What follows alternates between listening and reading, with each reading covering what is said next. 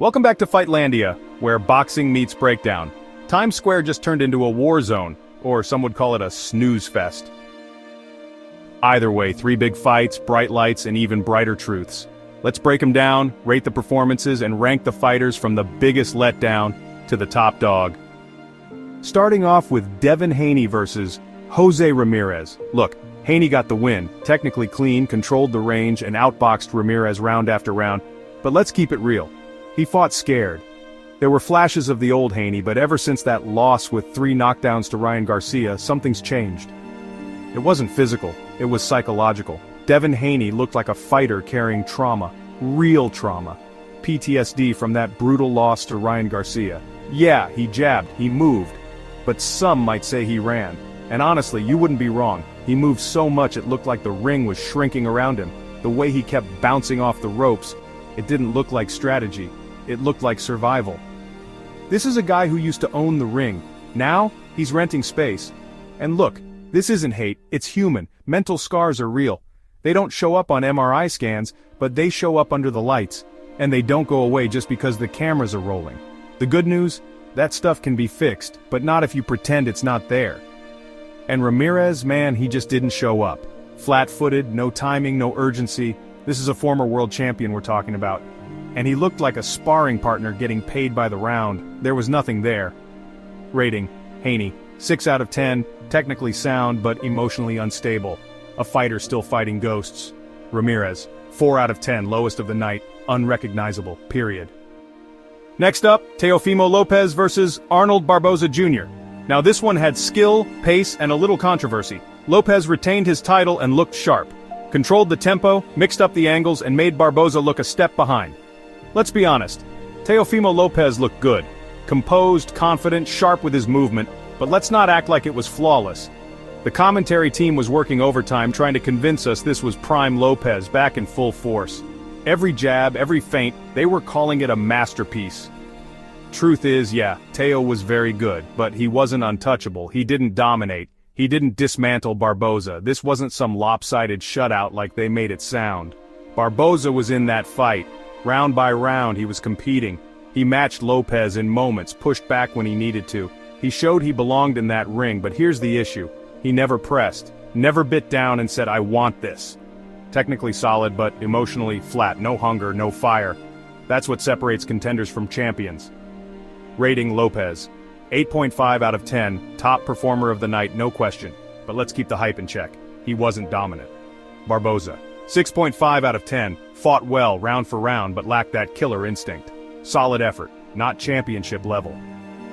And finally, the drama-filled mess that was Ryan Garcia versus Rolly Romero. This was supposed to be fireworks, and yeah, it delivered, just maybe not the way Team Garcia hoped. Ryan came out like a superstar. The Batmobile, the lights, the theatrics, he wanted to show the world he's still the man after the Haney knockout. But when the lights dimmed and the bell rang, the reality hit hard, literally. Rolly dropped him early. And it wasn't just a flash knockdown. That moment told the story. Garcia looked rattled. He still has that fast left hook, but when it didn't land clean, he had no plan B. He threw wide, leaned back off balance, and mentally started to spiral. You could feel the pressure on him, not just from the crowd, but from everything. The expectations, the doubters, the weight of being a star without a belt. This wasn't just a fight. It was a public test of who Ryan really is right now. And he didn't pass. And Rolly? This was the most disciplined version of him we've ever seen.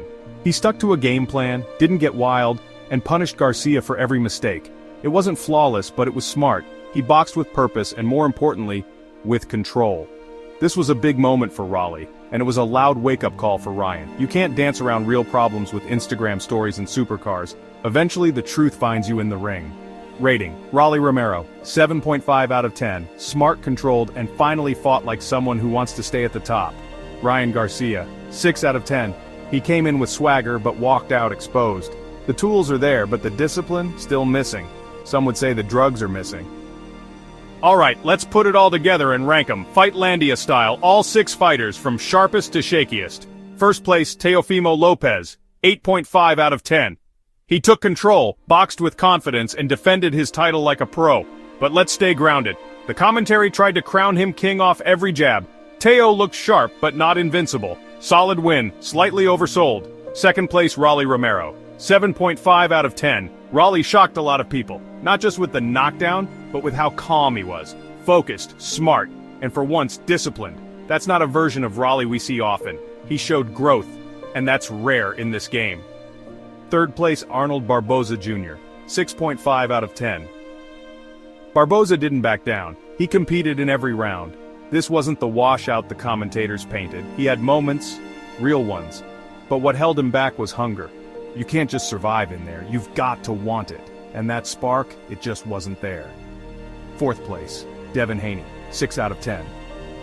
Technically he's still sharp, but emotionally fragile. You can see the shadow of that Garcia loss still hanging over him. He moved, he jabbed, but he didn't own the ring like he used to. This wasn't just a physical battle, it was psychological, and he's still healing. Fifth place, Ryan Garcia, 5.5 out of 10. He came in like a superstar but left looking lost. The knockdown early shook him, and from there he unraveled. The tools are there, but the discipline, still missing. Theatrics won't save you when the punches are real.